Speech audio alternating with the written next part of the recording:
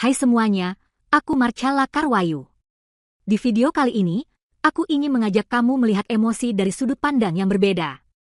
Banyak dari kita dicap pemarah, padahal yang sebenarnya terjadi, otak kita sedang berusaha bertahan.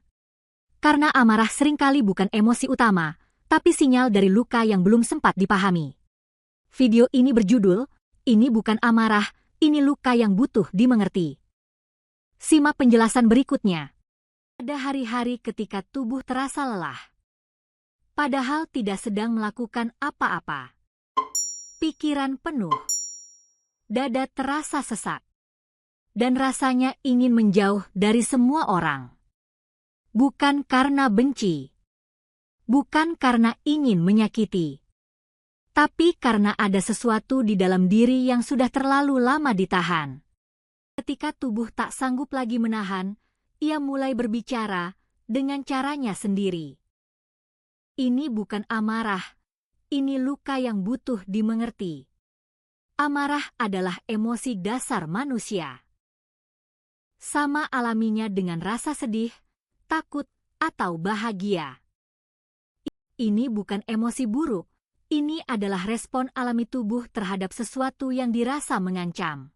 Secara biologis, amarah punya fungsi penting. Ia membantu kita melindungi diri, memberi sinyal bahwa ada batas yang dilanggar atau ada kebutuhan yang tidak terpenuhi. Masalahnya bukan pada amarah itu sendiri. Masalah muncul ketika amarah terus ditekan atau meledak tanpa dipahami.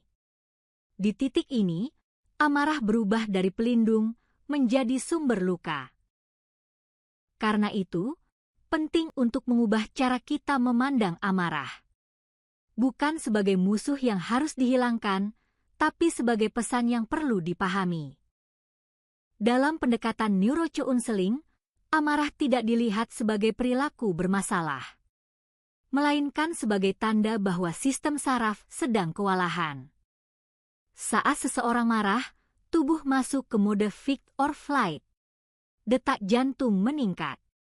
Napas menjadi cepat. Otot menegang. Ini menunjukkan bahwa emosi bukan hanya psikologis, tetapi juga biologis. Pengalaman traumatis seperti penolakan, kehilangan, atau pengkhianatan membuat otak menjadi lebih waspada. Amigdala, bagian otak pendeteksi bahaya, menjadi terlalu aktif. Sementara prefrontal cortex, yang berfungsi menenangkan dan berpikir rasional, mengalami penurunan aktivitas. Inilah mengapa seseorang bisa mudah tersulut, bahkan pada situasi yang sebenarnya aman. Selama ini, kita diajarkan untuk melawan amarah, menekannya, menghindarinya, atau bahkan menyalahkan diri sendiri karena merasa marah.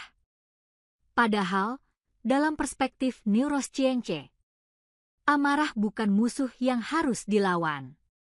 Amarah adalah sinyal. Sinyal bahwa tubuh sedang merasa tidak aman. Bahwa ada batas yang dilanggar. Bahwa ada luka yang belum sembuh. Saat amarah muncul, tubuh sebenarnya sedang berkata, "Aku lelah. Aku terluka. Aku butuh perlindungan." Karena itu, yang dibutuhkan bukan pelampiasan, bukan teriakan, bukan juga menyakiti diri sendiri atau orang lain. Yang dibutuhkan adalah pemulihan, rasa aman, dan ruang untuk memahami apa yang sebenarnya terjadi di dalam diri. Dalam neurocounseling, kita tidak menekan amarah.